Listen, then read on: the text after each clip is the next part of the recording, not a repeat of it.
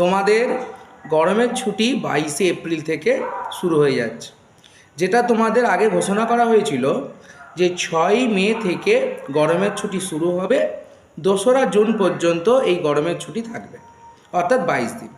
কিন্তু টেম্পারেচার এত বেড়ে যাচ্ছে, 40-এর ওপর টেম্পারেচার। তোমরা নিশ্চয়ই খবরে দেখছো বা গুরুজনদের মুখে শুনছো যে টেম্পারেচার কিন্তু প্রচুর বেড়ে যাচ্ছে, 41-42 ডিগ্রিতে গিয়ে ঠিকছে।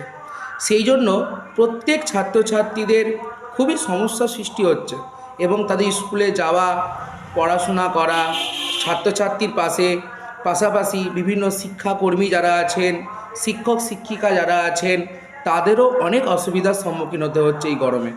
তাই মুখ্যমন্ত্রী ও শিক্ষামন্ত্রী উভয়ই ঘোষণা করেছেন যে 22শে এপ্রিল অর্থাৎ এই সোমবার থেকেই কিন্তু তোমাদের গরমের ছুটি পড়ে যাচ্ছে।